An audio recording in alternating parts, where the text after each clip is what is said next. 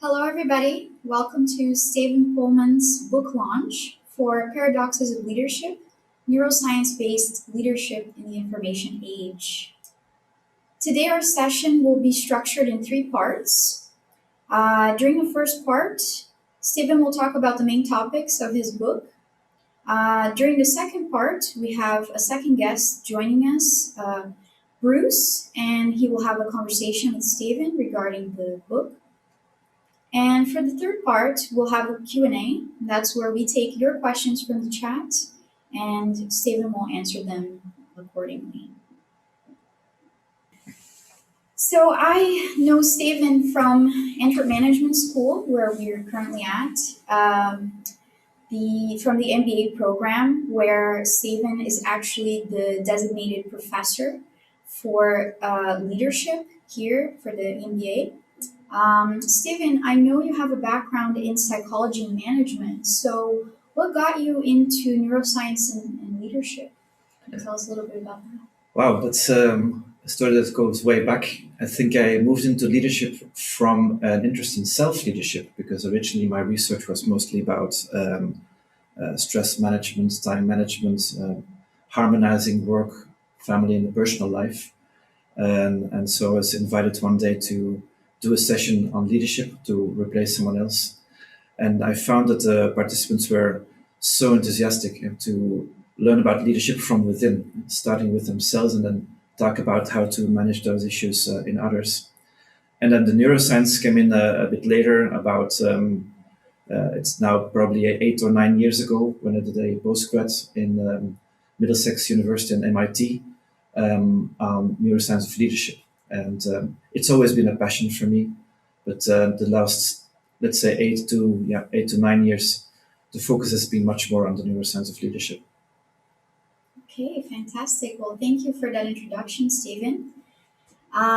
So as you're all coming in, just to go back into the chat, please make sure you register your name, the location where you're at, your job function, and also please the company where you work, so that later on Steven can better interact with the members online.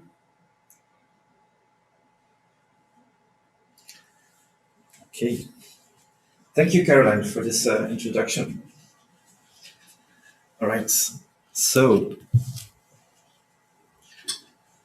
welcome everybody to this session in Corona times, virtual. We would love to do this, of course, live with you present, but we have to adapt to these times. And in the same way, there's also a lot of advantages, because a lot of people who are not in Belgium can also connect. I know we have some friends even from Argentina, from Brazil, connecting with us, from Spain, of course. So welcome to all of you, and thank you so much for your support, just for being here. Actually, for me, the session today is not just about introducing the book, it's also about actually saying thank you to a lot of different people. So, in terms of the presentation, I would like to start with a picture. This is actually a picture from the Huascarán, which is a huge and beautiful and impressive mountain. And I'm sorry, I have to put out my telephone here. I'm sorry about that. Okay. And the reason why I'm showing this picture is because I wrote a lot of parts of the book in the beautiful country of Peru. My kind and lovely wife, Irma, she is a very important part in my life. She's from Peru, and I would like to start with thanking her. She's been there from the very beginning in starting to write this book, taking care of me while I was enjoying the beautiful views to inspire myself to write the book. Okay, I want to start with a little story, a story that actually represents my, you could call it my epiphany in actually coming to the idea of neuro leadership and the NeuroTrainingLab. Okay, this is a story where at a certain point in time, in my MBA class while I was teaching at ESA Business School, there was a moment where one of my students, I remember he was an American student, he was fluent in English, in the middle of a case discussion, right, where we were talking about a case, He rose his hand, slightly irritated, and said, "Steven, no, if I would be in that situation, I would go straight to the HR person. I would tell her clearly what she needs to do." Right, and he was very, very excited about this idea. And in the blink of a moment, I said, "Okay, let's do that. So why don't you play yourself?" And this lady over here, I pointed to somebody else in the class. She will be the HR manager. Have the conversation. And immediately there was sort of a ripple of excitement that went through the classroom because they were going to see a little theater in the class. And to everybody's surprise, because this young man was very eloquent, he was very good in explaining himself. When he had to deliver his message, suddenly he started sort of looking for his words. He started stumbling over his words, and he became, very, very nervous. And this incident got me thinking. And actually, I was starting to wonder, right, what happened there, right? I mean, the obvious explanation would be that he got nervous because 70 other students were watching him while he was having this conversation. Maybe it was suddenly because now this abstract person in HR became a concrete person with a face and with eyes he had to address. Maybe they knew each other outside of class. So a lot of thoughts came through my mind. How is it possible, right, that this very eloquent gentleman suddenly got lost for words? The next day, I had myself to bring in some paperwork at the local Ayuntamiento, the mayor's office in Barcelona, and I had to stand in line for about 20 minutes then to turn in a paper, and then hear the civil servant say, "Listen, this is not complete. We can't do anything with this. You'll have to come back tomorrow." And so I realized I had to get another paper to get another paper, and I myself got very nervous, and I started protesting, looking for my words, and the civil servant, a lady who probably was used to this type of situation, said, "Sir, you're holding up a line. Can you please move away?" Right? And so I realized those two incidents, both in my class as with my students, made me realize that maybe we have neglected something very, very important in business schools, which is to allow students also to interact in real situations where stress can take over, right? Because leadership is not something you only do in times of peace. Leadership becomes really challenging in times of war. Right? And this is actually how the whole idea of the NeuroTrainingLab started. I realized we need to bring our students in a concrete situation so we can actually see how they deal with that situation under the constraints of stress. And this has also become sort of a central picture, right, for me. People knowing very well rationally what they have to say, but when they are under pressure, they have no longer the words to say it, or they have words, but they come out very, very, very wrong. So I decided to sort of dive deeper into this topic and to literally dive under the surface. I also do scuba diving myself. It's one of my hobbies, and sort of deep diving to look from under the surface what's happening at the surface. And this actually led me also to the neuroscience. What's happening under the hood? What is happening under the skull when people go through these episodes of stress and their performance level is actually directly influenced. So to share with you a little bit the model, the research model that's behind the NeuroTrainingLab, and also the research model that's behind all the ideas of paradoxes of leadership I'm going to present to you today. So the classical model is that we measure competencies, which are habitual, observable behaviors associated with high performance, and how they actually influence leadership performance in this particular case. So we actually observe the competencies, these behaviors, in order to predict leadership effectiveness. But as I said in my previous story, right, stress comes in there as a very important factor that can influence this relationship. It can actually completely take away performance, as we heard in my story. And then underneath, the dotted line underneath the surface, we have the function of the brain, right? And here you can see the prefrontal cortex actually animated in 3D. So you can see how it is situated in the brain. The prefrontal cortex is the seat of our intelligence, of our personality. This is where conscious, deliberate thought is produced, everything which has to do with analysis, problem solving, analyzing data, synthesizing data, decision making, all of those things are actually produced mainly by the prefrontal cortex, of course, in collaboration with other parts of the brain. Right? And what we do at the NeuroTrainingLab is actually look at the level of cognitive and emotional regulation. So while people are interacting with each other in a role play, we are actually watching on the other side of a one-sided window. And this is sort of a picture of what we see from the point of view of the observer.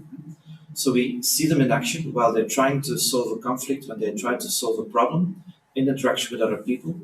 And while they do that, they have on a headset, which allows us to measure their electroencephalographic activity. And we use this information, this live streaming information, to also code this as people are interacting with each other, along with the competencies.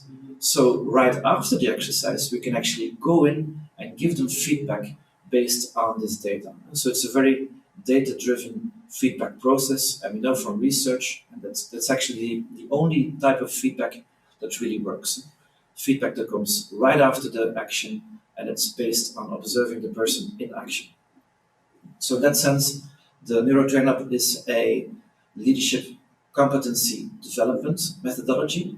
It's not an assessment center, right? The focus is really on developing people, and this is why it's also very important we create a space of psychological safety where people can really experiment and try out new ideas, new behaviors, and we observe them in action and accelerate their learning and their skills development through constant processes of feedback. In the NeuroTrainingLab, they interact with actors, so actors that have been specifically trained and selected. They are trained typically in improvisation theater in order to really to put down a very credible role, right? And very often we actually get feedback from our participants as well, saying, as they say in Dutch, dit was uit het leven gegrepen. This was really like a very good reflection of reality. And that's, of course, the best compliments we can get. In the meantime, there are labs now all over the world, specifically in Europe and Latin America. So I say hello and I say thank you to all our partners of the different NeuroTraining labs around the world. If you're there, a wink to you and thank you for believing in this venture and supporting us throughout. This is also, of course, a great opportunity for me to interact with different partners around the world and to look at leadership through different cross-cultural lenses, which in a globalizing world, of course, is also very important. Here you see some pictures of different labs around the world where we have been developing leaders. So, to switch now to what have we learned, right, in all those years of observation of leaders in action. And I truly feel privileged, right, because I have seen the animal in its habitat, right? I have seen the leader in action, in solving real problems with real people. Right? So I didn't do my research based on surveys, asking people to sort of rationalize post hoc what they do as a leader. Right? I don't believe what I say until I see what they do. Right? And this has been an enormous source of inspiration. So based on these many observations, systemizing the data that we've collected, I've come to the conclusion that effective leaders are very good in managing different leadership paradoxes. A paradox, and that's important to understand,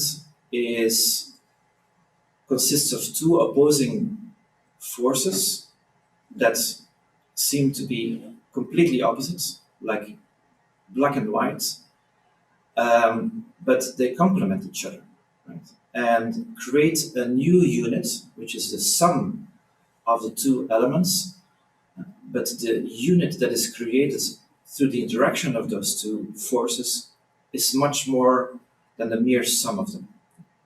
And in order to understand paradox, you can refer to the sign or the symbol of yin and yang, right? Because it's a very good example of a paradox. You see the two forces, black and white, they interact with each other, right? It's a dynamic interaction. This is where the swirl, you see the swirl, right? Inside of the yin and yang sign, it's a constant moving dynamic. But together, right, yin and yang, the male and the female principle, they can create something which transcends both of them, which is life, right? And so in that sense, the symbol of the paradox is very much explicated. It's much better understandable if we refer to the yin and yang sign. And I found a lot of inspiration actually in Taoism in understanding the paradoxes of leadership. Now, what does it mean in a leadership context? Right? I think paradoxical leadership theory, which is not just my theory, it's a theory that is being developed by different researchers around the world, goes one step further than situational leadership. Situational leadership is something I think most people are familiar with, right? It is the model that is mostly taught in business schools and in companies as well. And the basic concept is very simple, right? You need to adapt your leadership in function of the situation you're in and or the person you have sitting in front of you. Because different people have different personalities, have different background, different experiences, different expectations, different hopes, different dreams, different ambitions. So not taking into account this particular person would obviously be a mistake. So that's the idea of situational leadership. And very important in the model of Hirsch and Blanchard that looked very closely at the situational leadership is also taking into account the maturity, right? The level of experience, the track records of the person sitting in front of you. Where probably with an unexperienced young recruit, you have to be very explicit, probably very directive in your leadership and tell them what to do, by when and how, because they have no clue. Whereas with more seasoned collaborators, so with a lot of more experience, probably you have to switch to more of a coaching style, a supporting style. And you have to go through those different stages before you can definitely delegate, completely delegate in your collaborator. So it's a developmental model in a way. Well, paradoxical leadership goes one step further. It builds on situational leadership, but it goes one step further.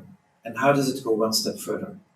Because we observed in our NeuroTrainingLab that those leaders who are capable, actually within the same situation, with the same person, switching back and forth between different competing leadership styles, they have the best results. Right? So that's what paradoxical leadership is about. It's about the capability of switching in question of sometimes seconds or minutes between opposite styles, seemingly opposite styles, right?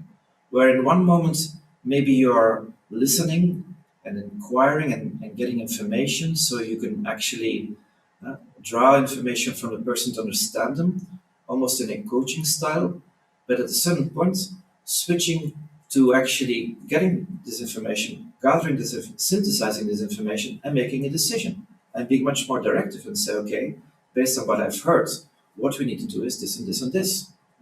So switching very quickly and spontaneously, what we've seen in our NeuroTrainingLab, those leaders there, they're sometimes not even aware of this.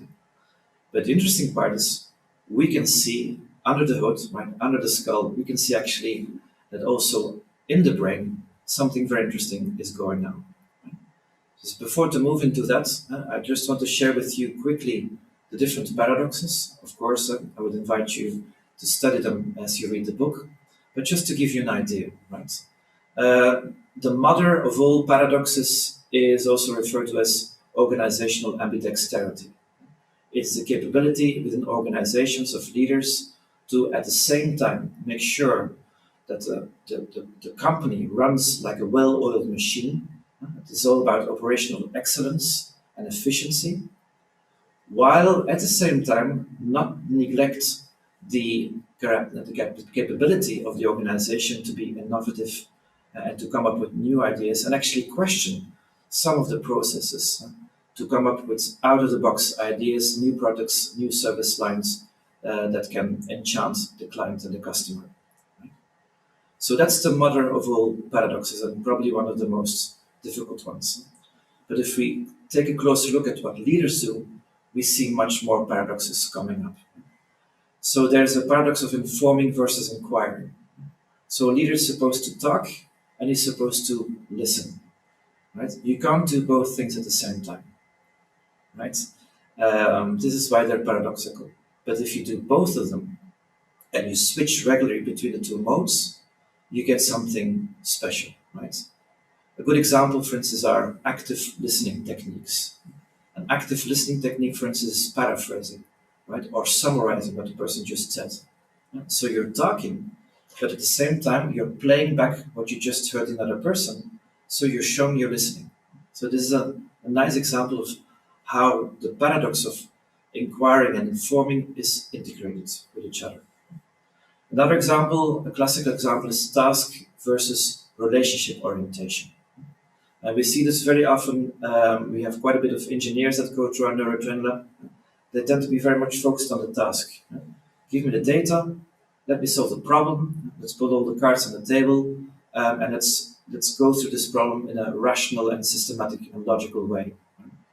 But often they park emotions at the door. Right? And they literally sometimes they say this, let's try to solve this conflict in a rational way. I want to leave emotions out of this. Let's be reasonable. First, I will let you talk, and then I will let you talk. Right? So they're basically completely focused on analyzing the problem and solving the problem, and neglecting that from time to time, if you look up, right? So, because if you solve a problem, you typically look at the middle of the table, right? Look up and look around and see whether everybody is with you.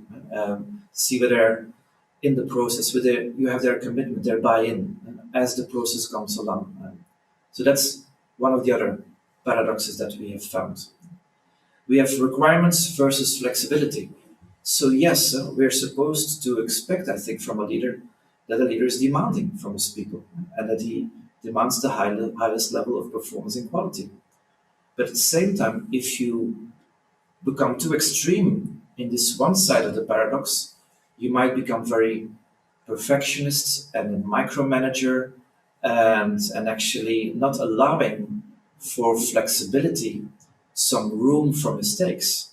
Because it's in this room for mistakes that actually people take initiative and come up with new ideas. So once again, right, it's very contradictory behavior, right? But if you do both, right, you get something very special. Other paradoxes are being self-centered, and it's sometimes important to be self-centered. Why? Because in the end of the day, you are responsible, and so you have to make the decisions. And it's also important in terms of your career to sometimes to put yourself in the spotlight, so you can also advance in your career. But at the same time, you have to be very much focused as a leader on other people as well, and make sure you get their inputs, you get their participation, you get their buy-in, so you can actually motivate and mobilize them. There's distance versus closeness. So a good manager keeps some distance. So to keep perspective, to stay objective when tough decisions have to be made, but not stay too distant because then you can come across as very aloof and maybe arrogant. It's very important to also take care of the relationship and to connect with people also on this informal level. If you can combine both, once again, you get something very, very special. I've seen that it's much better to demand from people if you have a good idea of what they can do. So you need the closeness, you need the other-centeredness to actually to be much more credible and demand from people more because you know they can do more.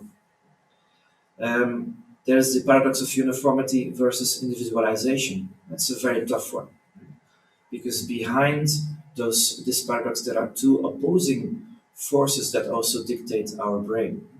On the one hand, people have a very high need for predictability, for certainty, right? People want to know where they are going. So in that sense, you need the uniform application of policies and rules. This is why we need to have some order, right, in this chaos. But at the same time, if you ruthlessly apply the rules without taking into account the individual, right, you become a dictator. So it's very important to also switch to this other side and take into account the unique context of each and every single person and their needs and expectations. But not too much, because then, of course, people might see you as giving too much favors to individuals. So this is a very difficult paradox, because on the other side of certainty, what the brain looks for, you also have autonomy, what the brain looks for. And last but not least, I've also referred to this already, this contrast between control and delegation. Right? A leader is supposed to have control, have an oversight, have an idea of what's going on, and check on that, but not too much, also to leave some autonomy in individual contributors. So these are some of the many paradoxes that are out there, right? And it becomes difficult if you have to combine all of them. What's the neuroscience story behind this? The neuroscience story behind this story is that those opposite, complementary leadership behaviors recruit antagonistic neural networks. What does that mean? They recruit different networks in the brain that actually cannot be activated simultaneously. In that sense, they're antagonistic. If you switch on one, you switch off the other. Right? And this is why switching between different brain states actually implies that you're sort of redirecting, and probably it's unconscious. Right? You're redirecting the blood flow through completely different neural networks. And there's a lot of research about this, and we're doing more research as we go along to see what are the different neural networks involved in all those different paradoxes.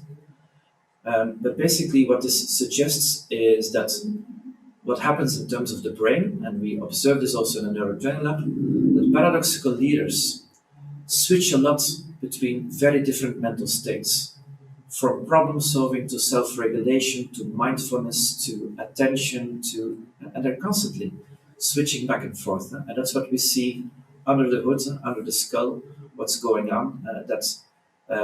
Paradoxical leaders have a lot of brain flexibility, and they can switch quickly between different parts of the brain. And who's dictating that? Who in the end is making the decision, right, to switch to one or the other side of the paradox? Well, this is where metacognition comes in. Metacognition is a capability to watch yourself from a distance, to think about thinking. It's cognition that is operating on top of cognition. And I brought here a beautiful picture of one of my favorite artists, Escher, who's looking at himself in the bowl. This is the idea of metacognition, right? The capability of looking at yourself. And if you do that, if you take some perspective and step away and you look at yourself from a more objective perspective, of course, go back in and make adjustments. I'm a musician myself. That's one of my hobbies. I love music, and I realized in the course of my life, I've been playing music since I was 7 or 8 years old, I believe, that the capability, right, of playing music has actually helped me to develop my metacognition. Because that's what you do when you play music, right? At the same time you're doing it, you're playing, your hands lead their own life, but at the same time you're sort of taking a distance by trying to feel where the song needs to go, if you're composing a song, for instance. But at the same time, you're inside it, because you have to feel the music so you can interpret it in such a way that is actually touching to people who listen to it. So for me, playing music is sort of a very good metaphor, right, of what this metacognition is all about. So I'm going to rest my case. I just wanted to give you a little teaser of what's in the book. I invite you to take a closer look at it. I hope now I've aroused your curiosity to do some more reading. But I would now like to switch to a conversation.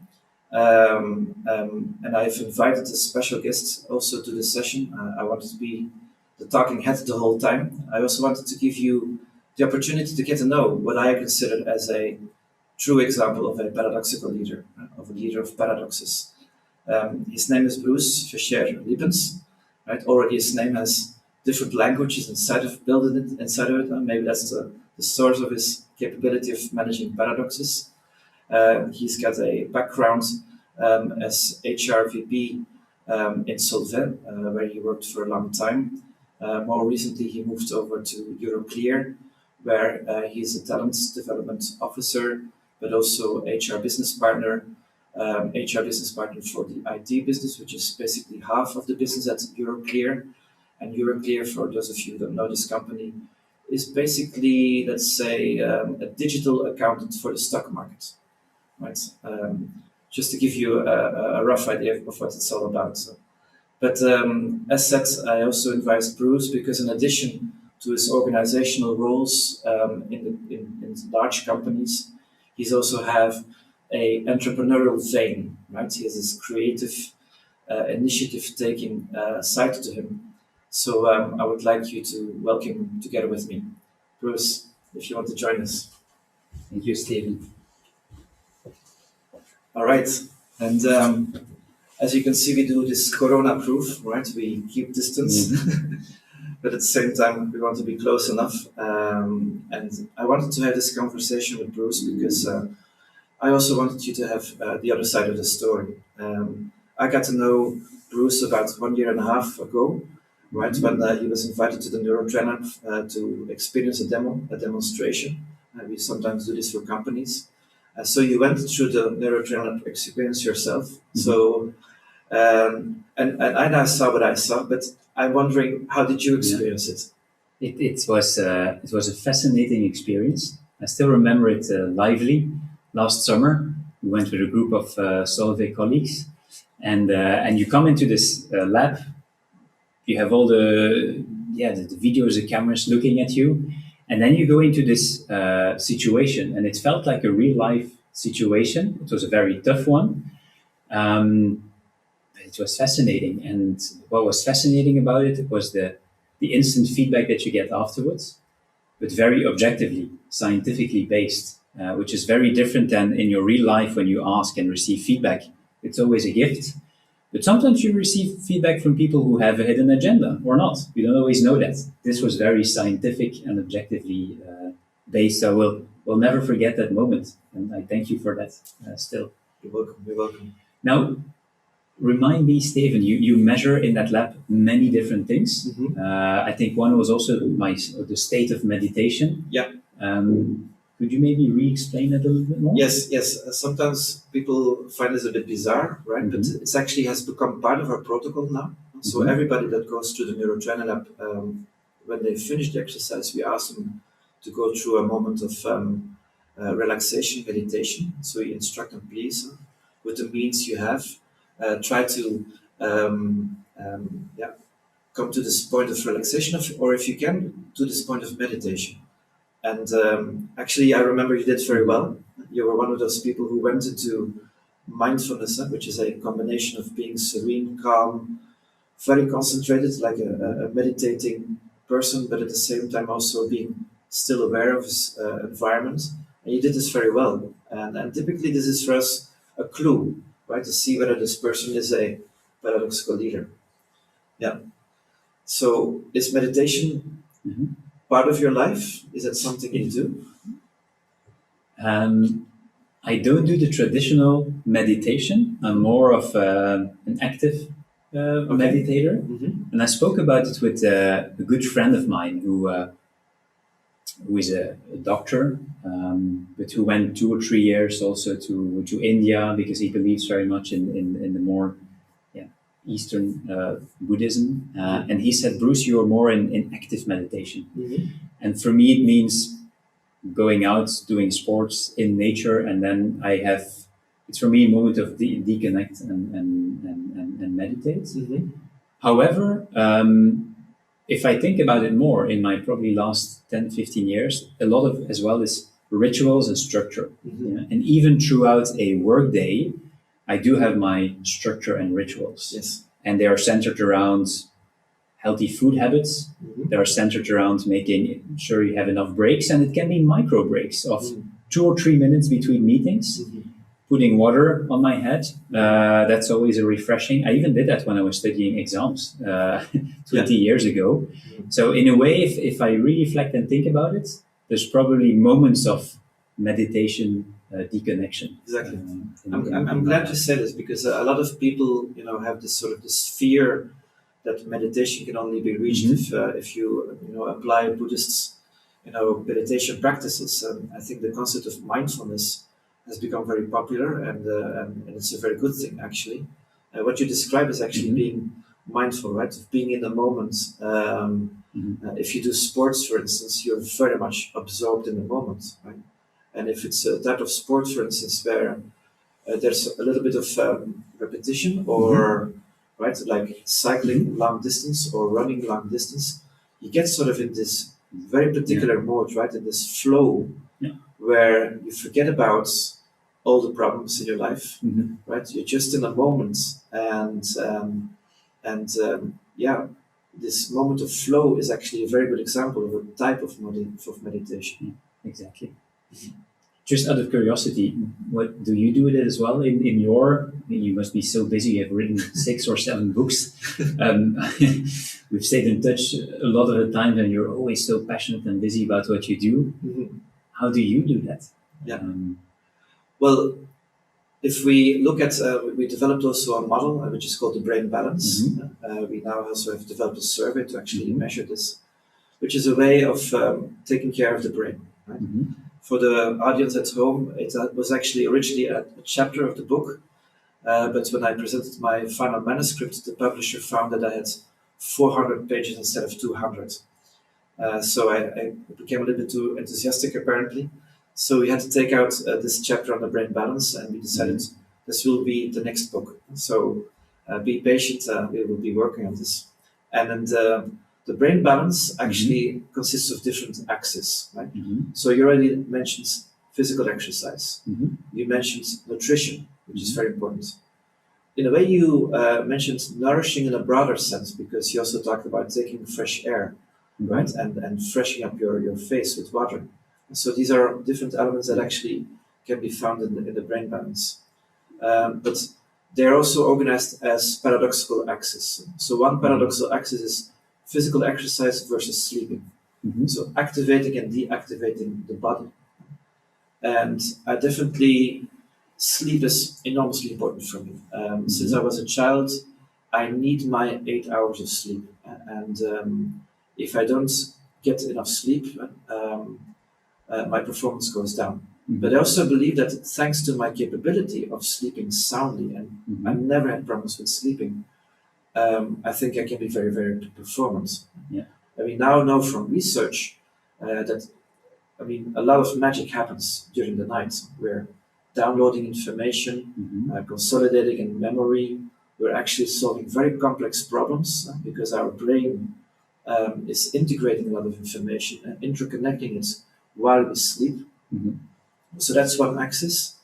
There's focusing and disconnecting. That's another axis in the brain balance. Focusing we do mostly when we work, when we analyze problems.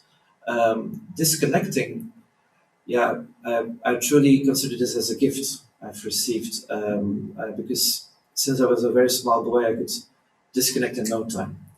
And disconnect is also a very special state, because it's a state of actually mind wandering, right? Of magical thinking, of dreaming, sort of daydreaming. So disconnecting is not just lying on a sofa or hanging in a hangmat. It's actually disconnecting and let your mind wander off, right? And I just have to look through the window and see a bit of beautiful piece of nature, and I'm off. So that's another axis. Then there's relating and reflecting. So meditation has always been a very important part in my life. Typically, I meditate twice a day, in the morning before I get up, and before I actually get up and do my personal hygiene, but also before I go to sleep. Right? There's a moment where I go into a state of meditation. So it's become also a routine for me. Relating, and then that's the other side of the axis, connecting with other people. I missed my students so much during the Corona confinements, so happy to be back with people. But there's also playing and routining, right?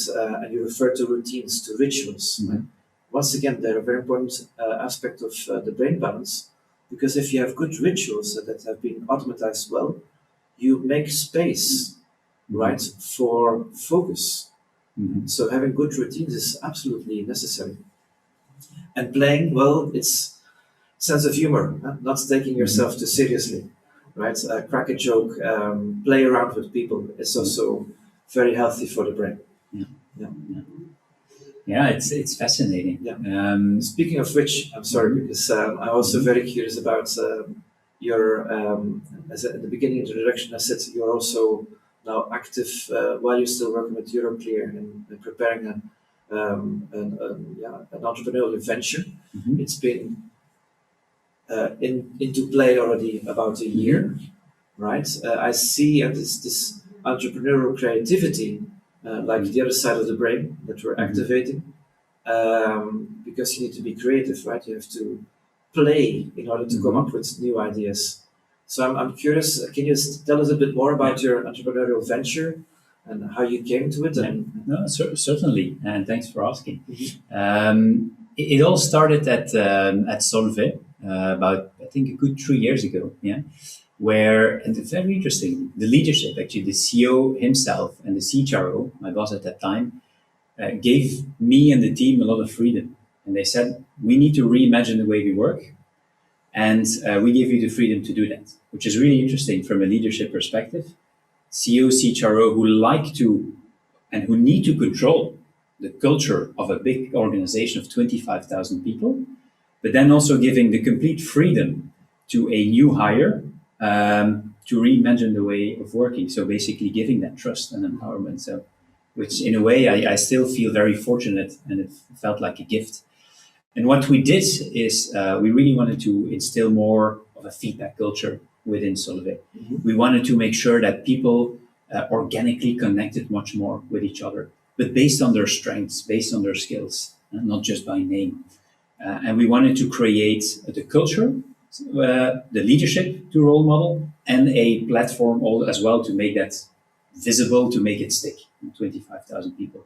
What we did is we put 15 people together for 12 weeks in a digital studio that we created ourselves. So different work context, fully dedicated, diverse group, IT, HR, business, external people. And in those 12 weeks, with the 15 people, we literally reimagined how could we create a feedback culture? How could we create the connections within each other? And from that, we created as well a platform, which was in Solvay called You, because it's about you. You as a person, you're empowered and you're at the center, very differently than a more traditional way of working. And interestingly, with the CEO who came, fascinating how you work.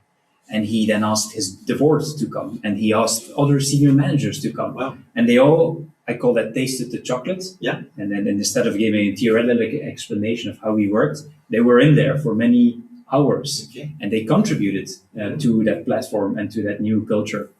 And so they became the biggest ambassadors, of course, from that. And even the board came. And then we launched it. We launched it to our employees in a very fast way. We directly said it's going to break down in the beginning, give us feedback. So they felt actually part of it as well. So we tried to do all of that. And from that, long story, apologies for that, but still, because I will never forget the sparkle in the eyes of the people that were there for the 12 weeks, and they were so intrinsically motivated. Wow.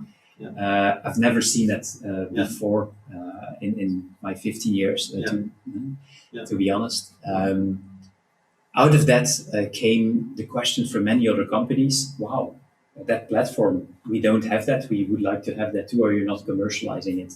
Long story short, We created a sort of spin-off carve-out more than a year ago now, and the name of that is WAPI, Human Happy, but it's also a more natural, organic lake in Patagonia, which really reflects our values and what we want to do with WAPI, creating a more organic work culture where employees, managers, leaders can actually connect with each other in a more organic, more natural way. Wow. It's an amazing story because it has grown from within. Yeah. The topic in of itself, if I think about it, feedback is a perfect example of an integrated paradox, right? Because in order to give feedback, you have to collect information, right? But while giving feedback, you are informing the other person of what you've seen, right? But through feedback, you within any cybernetic system, within any organizational system, you have a correction mechanism, right? Which is, if I would do an intervention in an organization, the intervention I put my hand in the fire for, that would really help in getting forward is creating a culture of feedback. So, I 100% agree with you. And from experience, seeing it at Solvay Euroclear, and even I was 10 years at McKinsey before, working with different types of leaders, I always found that the ones, how you describe it as paradoxical leaders, they ask a lot for feedback, but really, and they are actively listening also for feedback. They also give a lot of feedback because the art of giving and receiving feedback, it's really not an easy thing. It actually requires a lot of practice also to do it correctly. So I completely agree with you on that front. Well, building on that, what would be other characteristics that you would say that you've seen around you and in your day-to-day experience of paradoxical leaders? Think about 2 or 3 things. The first one is they have a very open mind. Yeah, they're very open, so they're open for feedback. They're open to test and explore different ways of doing. Yeah, and secondly, they do practice. Yeah? Recall your own example in a way. You said you were gifted that you can disconnect very rapidly, that you can sleep very fast. Some are perhaps not gifted with that. Yeah? How do you then practice there? If I look at myself, I'm also gifted with a few things. I always, for some reason, see the positive in people. Yeah, but then I'm also not gifted in other things, and these you need to practice. This is the hard part of it. Yeah. And I think leaders that are very much willing to practice, they're able to also get to a stage to go there. Yeah. Now, at the same time, and it's probably a question back for you, Steven. In those organizations, I also find that leaders tend to put people in boxes. And I have been in a lot in succession planning exercises for important positions, whatever that might be. And they always say, that person cannot do it because that person is good in operational excellence and that person is way too creative. Yeah. And so they, in a way, put people in boxes. Yeah. And they're aware of it. And I honestly receive quite a lot of times the feedback like, Bruce, who are you really? Yeah. So how do you deal with that? Wow, that's really going to the core of it, really, because first of all, indeed, so typically people associate with or have experience with, have built experiences with, or are more authentic on one side of one pole of the paradox. This is where they feel comfortable, right? So, for instance, I gave the example before, if you've been trained as an engineer, for instance, it comes natural to you, right, to look at the world through the lens of problem solving, collect data, right? But then this very quickly spills over to how you also manage people, or vice versa. In some programs we had a program on leadership and coaching. We had a lot of coaches in our program. Their natural tendency, their talent, their authenticity lies in this more inquiring, connecting with people type of relationship, right? But if you stay on that side of the pole of the paradox, you won't be effective, right? So you need to acquire the other side. That's what you refer to. This needs practice. So the other side of the pole of the paradox is typically acquired through experience, through training and development. right? In order to create this balance. So that's absolutely something I want to sort of highlight. But it's, they don't come easy, right? You need to actually develop both sides. Typically, one is already there, and the other side you need to develop, right? So maybe that's one of the reasons why some people are not applying the paradoxes. The second one is it is. Let's not forget it is very resource intensive, right? So to entertain simultaneously two opposing complementary forces, wow, that requires sophisticated thinking. But it also requires what I refer to this metacognition, right? Not to get absorbed too much into one or the other side and sort of maintain perspective. And it's much easier in life to identify with or to get absorbed by one side of the paradox. It's easier, right? Also socially, it's much more attractive. Why? Because you have a tribe, you have a department, you have a team that thinks like you and you protect them, right? And so we are the people who are the innovators in this company, or we are the people who do the sales. We actually bring in the money, right? So for a leader, it's easy, right, to identify with and stand on one side.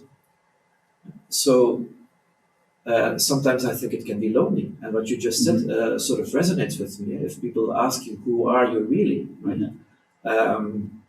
Research has shown, this is research from Hooiberg, who's a researcher at IMD in Switzerland.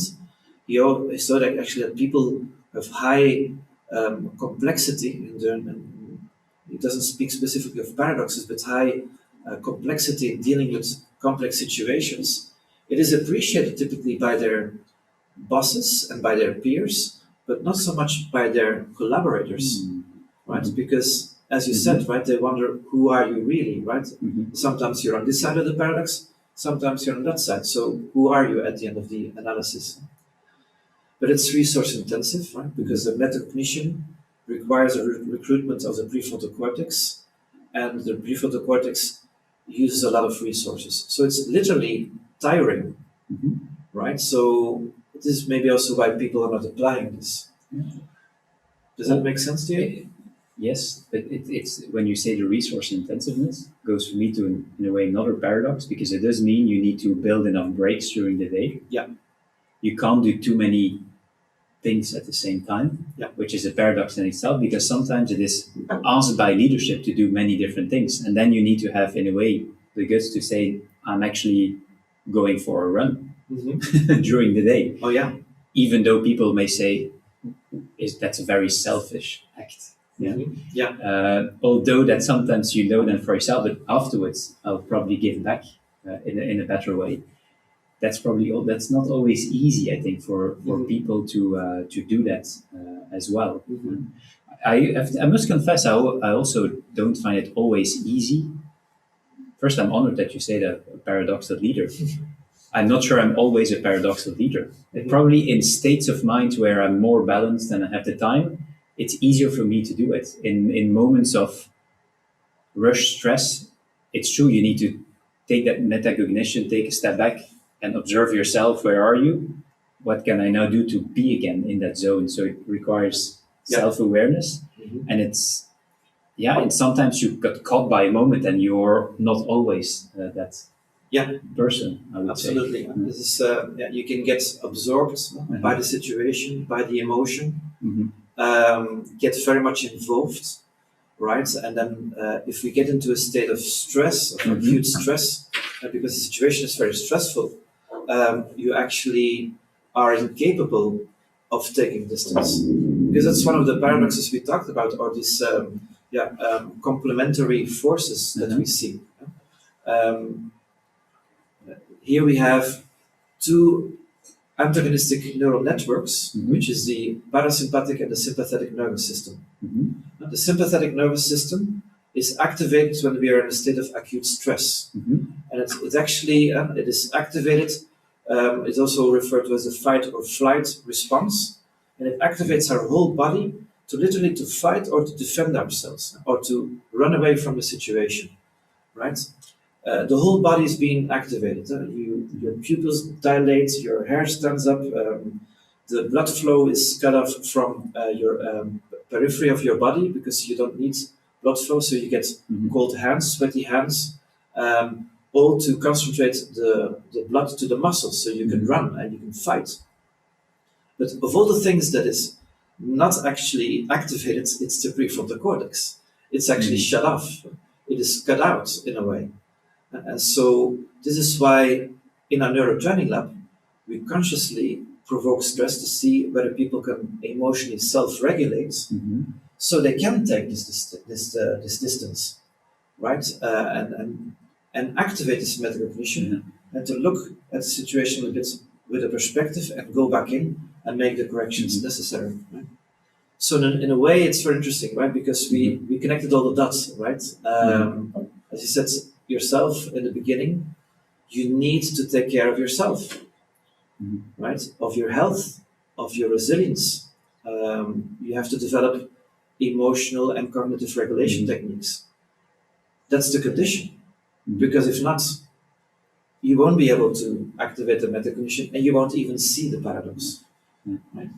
Now, reading your book, there are two thoughts for me on that one. One, it helps personally to continuously develop and create your own rituals and habits, and it's always a good mirror. But I think also for us, for us in a role as sometimes coaching others, what do you do when you have a person who is actually good in paradoxical leadership, but you feel doesn't always apply to create a better world, as you also put or reimagine a better world with the challenge we have in our world today? Yeah. Can you do something about it or not? I believe so. As I said before, there are some obstacles, right? So the person needs to have some level of emotional regulation and serenity. So that's the first condition. I think you need to create this space of psychological safety where people are comfortable and don't feel that they're being evaluated. That would be my first. And so create a safe space. Second, as I said before, it's very easy to identify with your tribe, right? And maybe see entertaining the other side of the paradox as a betrayal to your people, right? Just a little thought, if you look at what's going on now in the US elections, we see an extreme polarization of a paradox, right? And the two leaders are not sort of taking the position of the other. They're completely polarized. So I'm very much afraid what's going to happen in that country. But what you do that, I think you have to appeal to their sense of purpose that transcends their individual department. So it's actually appealing to their leadership. I want you to not just think about your own department. I want you to think of what's good for the organization. So that would be the second thing. Right? So create safety, appeal to people's sense of purpose, a transcendent perspective on the organization. If I may, which makes a lot of sense because and that's why you have to take it holistically. In coaching is the purpose and not just developing leaders to develop leaders. It's creating that sense of purpose is so important. Absolutely. This is where everything starts. My students who have been in my class. It's a buzzword in a way these days, but it's reality. All classes on leadership, whether it's in the executive MBA or the business strategy and leadership, all the programs I do, we start with purpose. And we spend a lot of time to that.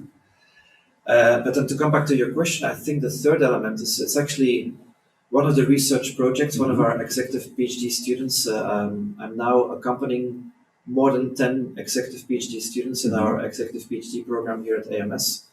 And one of them, Steven Poelmans, hello, good friend of mine as well. He is going to do research exactly about what you talked about. So one of the studies we're going to do is to see how leaders, through the coaching process, can activate and accompany people in, first of all, seeing the paradoxes, appealing to them to transcend the paradox, and to come up with creative solutions. So the way of helping people in organizations to apply paradoxical thinking, I believe, is through coaching. But also, if you look at it from a leadership point of view, of course, typically paradoxes are polarized in departments, right, or even in divisions.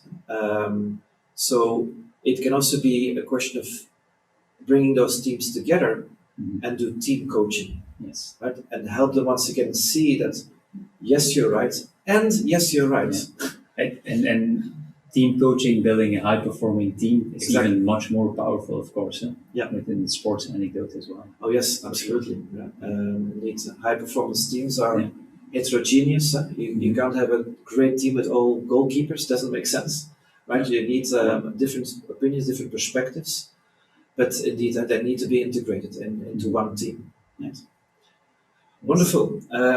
I have my colleagues signing to me that we should be switching now because we also want to give you some protagonism during this session. Have you a possibility to ask us some questions? Please don't hesitate not just ask questions to me, but also to Bruce, right? So we can represent the more academic view and the more practical view, and complementing each other in a paradox, right? Good. So we're going to listen to Caroline, who's been following the chat to see Hi, what everyone. questions we have. Okay, we do have a few questions that came in. The first question is from Joaquin. Steven, which instrument do you play and why does music help? Okay, I wasn't expecting this. I play keyboards. I've been self-taught. I had a teacher for a while, but actually he was hired to teach my older brother and older sister.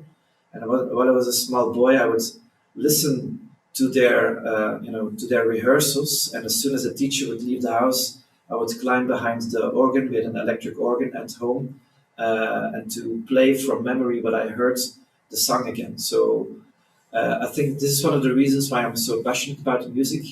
Maybe because I wasn't sent to a very rigid classical music school where I had to learn to read music scores. And what I take from it is, well, actually playing the organ, right? You have to play a melody with one hand, you play accompaniment, the chords with your other hand, you regulate the volume with one foot, and with the other foot you play the bass. So I think unconsciously, I don't think this was their strategy, but my parents, when they gave me this present, gave my brother and my sister and me this present for Saint Nicholas, they did an amazing thing, right? Because they allowed us to actually develop our brain in a very complementary way. Because music is both about eye-hand coordination, but it's also about creativity. It's also about I still compose music. So it appeals to many different parts of the brain. And if you look at brain research on musicians, there's a lot of research there. One of the things they have found is that musicians also have a bigger working memory, right? Because their working memory, this is your processing unit, this is the way you sort of analyze or process data live while you're playing music, helps you with a lot of different situations because you can literally process more information in less time. So I'm so grateful. I know my father is also connected, so hello, thank you for that.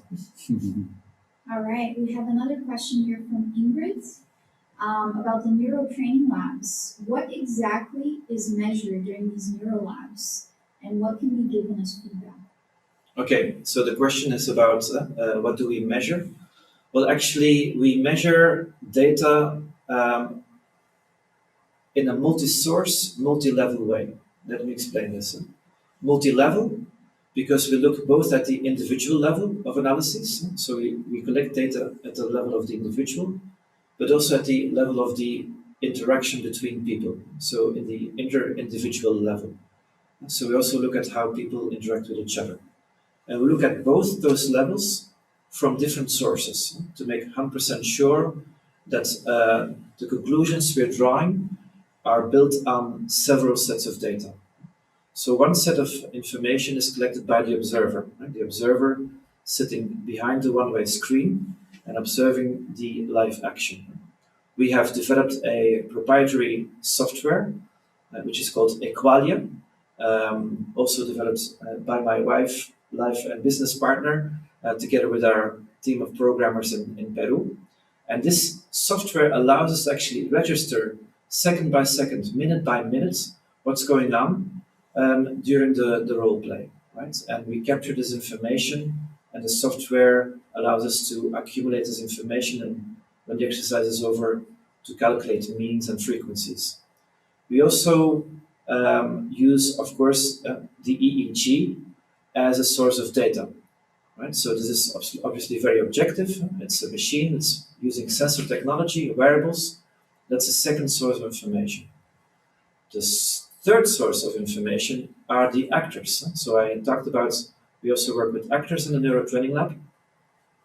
As soon, actually in between and at the end of the exercise, since they are privileged witnesses of what's going on, they sit on the first row, literally, right?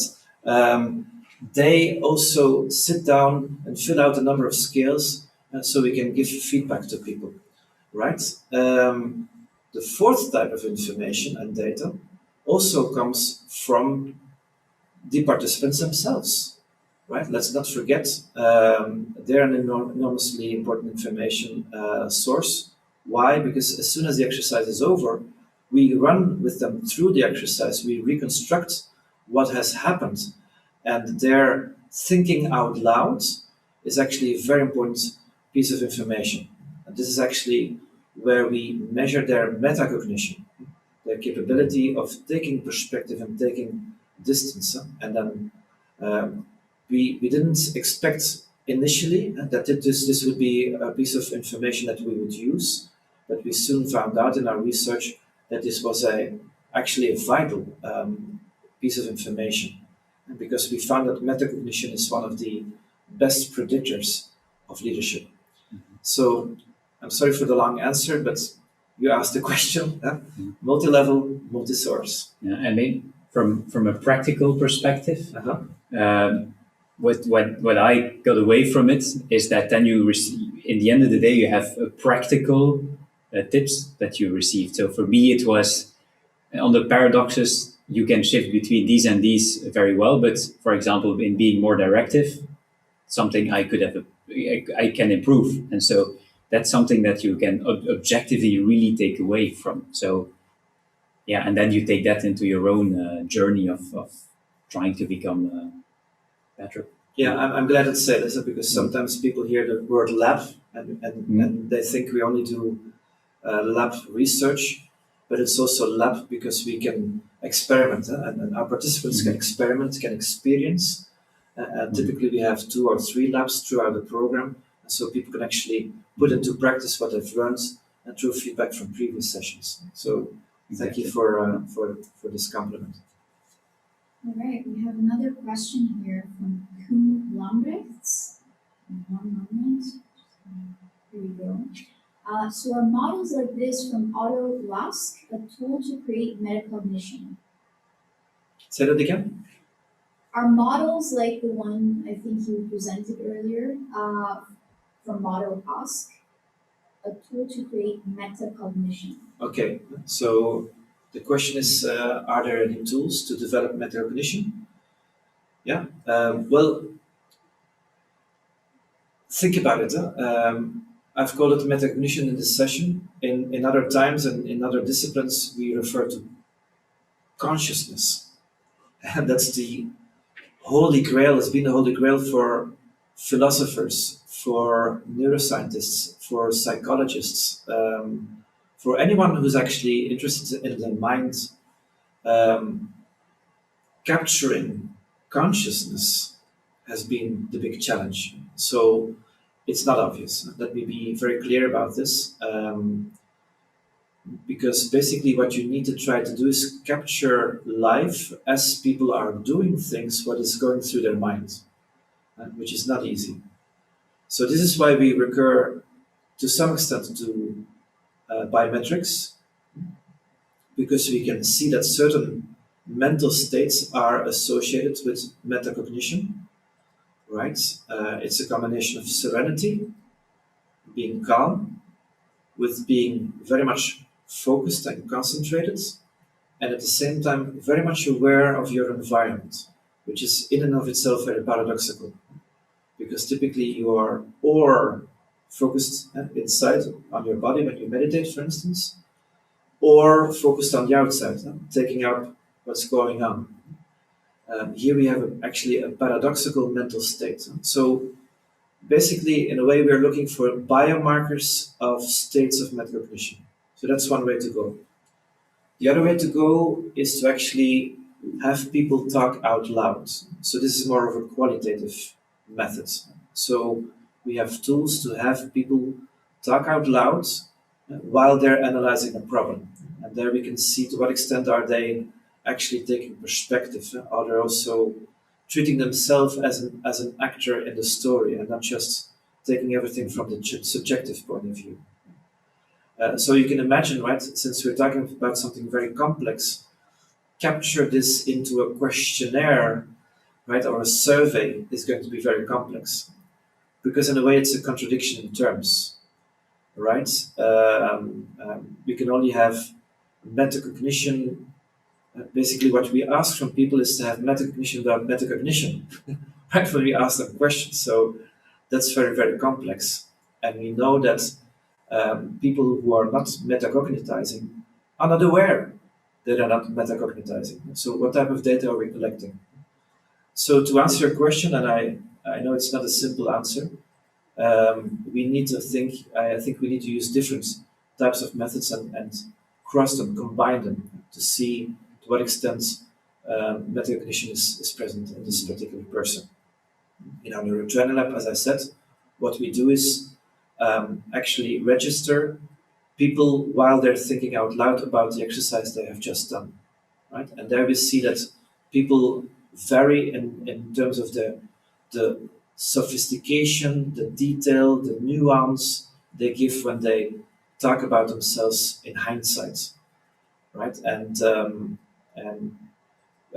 those people who describe themselves in a situation in such detail, they actually give feedback to themselves, right? If you can get to that point, right, and this is, I think this is why metacognition is so powerful, you can autocorrect, right? But I think we also need the outside information, right? Because there's some things we're not aware of. Yeah, and from my practical perspective, again, practice is key, because, and that's the beauty of the lab, is you can afterwards see yourself. It's in a way the real expression of metacognition, because you can analyze yourself. I take the anecdote of people in sports. They continuously, in a way, take themselves and look at themselves. In business, we barely do that. We barely do that. But doing that a couple of times helps to create that muscle, I find, of metacognition. And afterwards, you find more of a pattern in how you can create space, again, for yourself to think about, how did I react in that situation? What did I do wrong? What could I have done better? Yeah. Thank you, Bruce, because you remind me that actually we have 4 impacts in the NeuroTrainingLab. We have metacognition during the exercise, during the feedback after the exercise. Then people get a report. While they read the report, once again, they're taking distance from themselves, and they can look at the video once again. And they see actually the recording of their performance and synchronize in time their EEG activity, which we explain to people, so we make it understandable to them. So yes, you just made us realize we repeat this up to 4 times in one session. And you have to repeat it then for yourself, Exactly. Constantly over and over again. Yeah. If I think about it myself, when I started my career I was lucky at McKinsey, we already had those trainings right from the start. So it's a 10-year journey to just get to a certain state, which is certainly not the end. Right. Practice. Yeah. All right. Actually, building on that, Bruce, we have a question for you from Clara. How did you grow so fast at McKinsey? How did I? Grow so fast at McKinsey. I don't know if I grew that fast.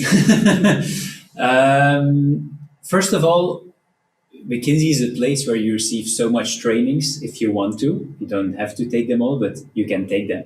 And they're really good. It's continuously role plays. It's literally every year, 2 weeks, role plays. You get feedback from 360 all angles. When you're on a project, every day you receive feedback, yeah, and you're actually put in situations where after a couple of sometimes a couple of months, you have to directly present your case to a C-suite person. So you put directly in tough situations and emotionally tough situations, but you get directly feedback on it. So it's sort of I feel it like an accelerated learning, and me myself, I'm just purely fascinating by it. And when you said Tao, I've read the book Tao of Coaching and all of these things. So you combine the training plus reading about it, and then I think you go. And then you have to be a bit true to yourself. And I received lots of times the feedback, who are you really? I think deep in myself, I probably know who I am. And yes, I can be probably different in certain situations, but I kind of know where I want to go, and I kind of know in what fields, which is for me the human fields, I want to play in. And then you have to create your own path, and you have to do that without taking sometimes too much the different feedbacks that you receive, and being a bit true to yourself in the path that you're creating. That's the advice, the practical advice I would give. Same after a while, okay, McKinsey, Solvay, Euroclear, and then doing an entrepreneurial experience. Yes, some people say like, that's a bit opportunistic, or you're doing different things at the same time, which in a way is true, yeah. And in a way is a way for me to reflect and to say, okay, certain aspects of that feedback, it's correct. Let's be a little bit less opportunistic, but still believe in what your dreams are and going for it. I think that's important in life too. If the willingness is there, then I think a lot of people can grow fast. Great insights. We have another question for you, Bruce, coming in from Dries. Bruce, how was your experience in bringing top experts with probably less organizational knowledge and skills to the way of thinking which is needed to manage paradoxes? He also further says, the environment I specifically refer to is a hospital with independent specialist doctors, sometimes with a very strong articulated view. Wow. And I'm not going to claim that I have the answer here, because every context is very different. And in a way, it reminds me of a conversation I have with my wife, who is in the academic world and who is also a very tough environment. I mean, a nice, but not in walk in the park environment. So I don't know if I really have the answer, to be honest, to that one. The only thing that I can advise is that, or having been the luck with McKinsey, where you work in 20, 30 different organizations, sometimes was more hospital sectors, a little bit different. The only thing you can do is play the mirror and ask, and more the inquiry style. And so that the people themselves come with the answer, yeah? Because I actually don't know the answer. And I have to be honest, I fall in the trap of sometimes trying to give the answer for my situation, but it's mostly the wrong answer. So that's also where I have to improve, is then going more into a real inquiry and questioning style. Yeah, it's probably worth a longer conversation, Dries. I'm happy to do that afterwards. Yes. All right, we have a question from Iris that seems to be geared towards both of you, so perhaps you can both answer. She says, how can we use this methodology to scale up and develop leaders of purpose who can think out of the box and function in a more flat, flexible, and agile environment? And she goes on further to say, how will this impact traditional performance reviews? Wow, great question. So in a way, right, this thinking outside of the box and being creative or being entrepreneurial, right, is about activating the right side of the brain, right? So it's about activating both sides of the brain. For some people, this will come natural, right, because they are literally right brain dominant. And for others, this will be more of a difficulty, right? But we're now actually doing also a research project with Acerta as a partner. We're talking about and researching adaptability. I truly believe that people can adopt and then adopt new competencies for them to become more paradoxical leaders. Right? And that's, I think, the message I want to get across. Right? Is I think first of all, you need a strong belief that people can develop. I always say people maybe can't change, but they can develop. They can acquire new competencies. How do you acquire new competencies? Bruce, I think, has given a clear hint. Practice, practice, practice, practice. Right? Exposure to environments that allow you to actually put this into practice. Maybe making the connection to the previous question, Dries, something that in a lot of companies happens. For people to grow as a manager in a large multinational, they have to go through a rotational program, right? And I think it's a very smart idea, right? So before you can become manager in an organization, you have to rotate through the company, right? Be present in different division departments, units. Although it seems like, hey, that's not my expertise. Well, to be a manager, you will have to, right? So you actually work for 3 months, 6 months, a year in a different division, department, even country. So you get into the logic of this way of working, right? So practice, exposure, creating an environment, creating opportunities. Because without the practice, it will not be possible to develop. Right? But I think it's both, right? In terms of developing talent, you have to believe that it's possible to develop. Second, you need to create the opportunities. And if I may, I really love the question. Yeah, and it's a very personal belief that I have, and some may disagree, which is perfectly fine. I believe very much in we need to go from a hierarchy to a skills-based meritocracy. Hierarchy to skills-based meritocracy. And we spoke about WAPI. That's the essence of what WAPI does. Yeah, is people have skills, they're recognized for their skills, and they get feedback on their skills. And so it answers the question about how do we need to evolve in terms of performance management. Let's recognize people that are working on their skills, that are developing their skills, and that are continuously in that learning mindset. Yeah, and yes, a platform like WAPI is helping for that and is creating the environment to do so. But it's going from that hierarchy to that skills-based organization. Yeah, and then secondly, I think leadership development is still for the happy few. Yeah, and I've been super lucky to have that. But one of my dreams is to bring that actually at scale. Yeah, and like we have meditation apps, we could perfectly have a sort of call it leadership app or leadership Sherpa app. Yeah, that actually helps you explain those paradoxes, that brings that mirror, is asking you those questions to reflect for yourself. And then I think as a person, you can actually go into that journey, do it through an app, of course, and then sometimes you need to have that physical moment of coaching and real reflection and conversation. But I think there's really something in there to bring it much more at scale. So I hope that answers your really good question, because that's the future of the workspace and work environment. All right. We have an interesting question here from Lucia. She says, which is, from your perspective, the role of culture and particularly gender on the ability to lead through paradoxes? Wow. Culture as an organizational culture or national culture? I believe she means nationality, perhaps, or country. Yeah. Okay, so Lucia, if you have the answer, please write it in the chat, because these are two chapters in and of itself, right? But let's just assume you're talking about national culture. Well, this is part of the research we are still doing. So one of the other executive PhD students is actually going to focus on this aspect. We have a number of hypotheses.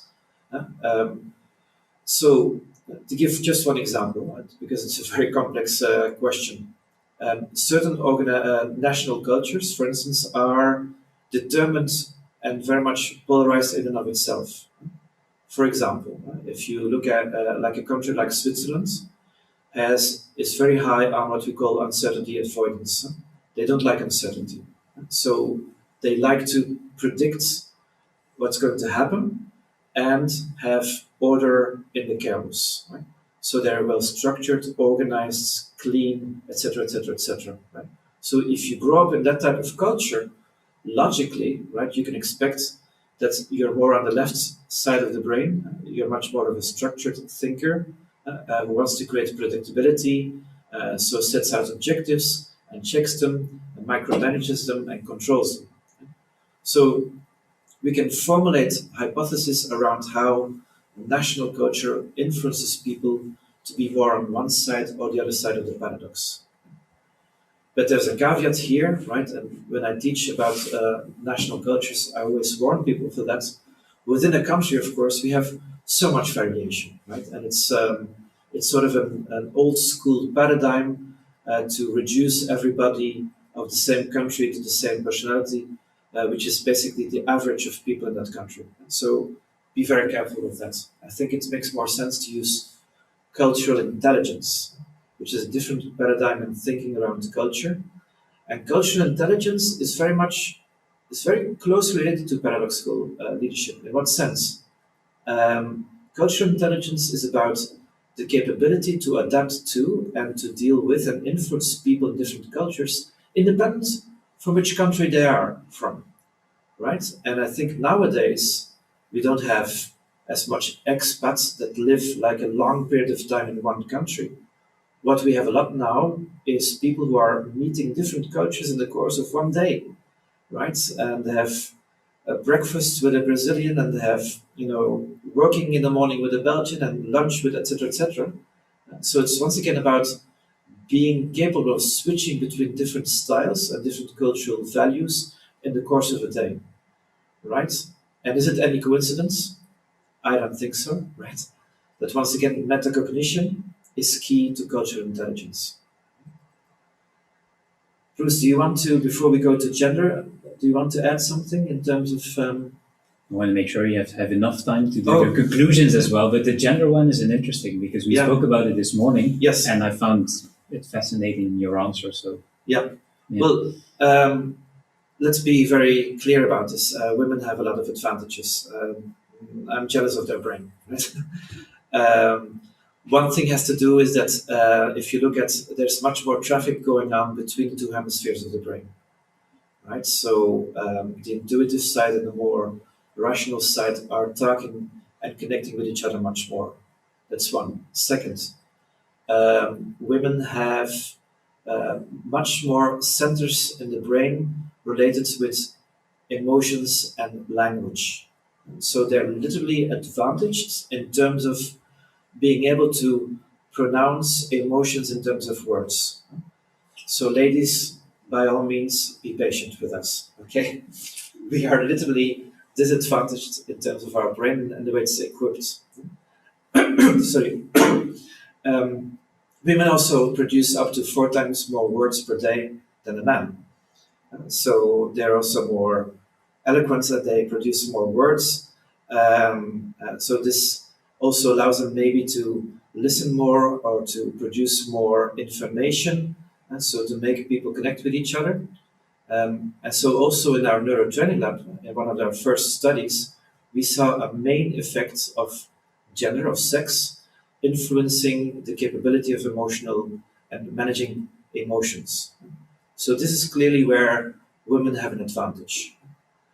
Where men have an advantage is, for instance, their capacity to disconnect, right? Because of the same reason. So since there's less chatter going on in the mind, less communication between the two hemispheres of the brain, men are much better capable of disconnecting and switching off their brain. And if you wonder how that looks like, just look at them when they're watching football, right? one part is switching off. Right? It's more about enjoying the beauty of the game. And women look at us and say, what the hell is going on there? Right? So that's the advantage we have.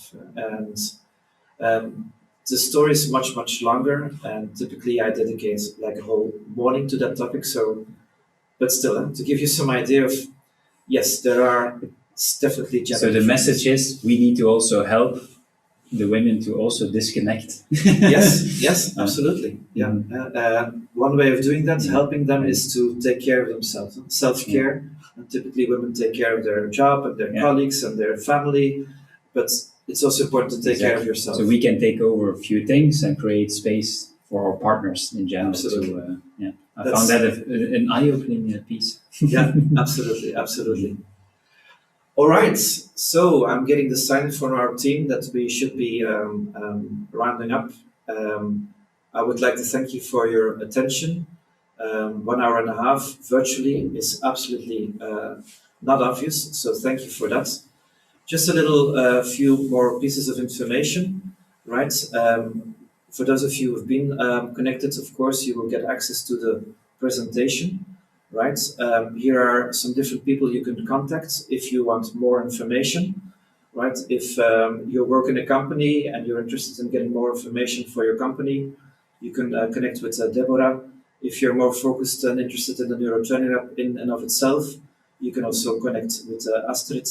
And if you want to know more about the NeuroTrainingLab at an international level, you can connect with Irma.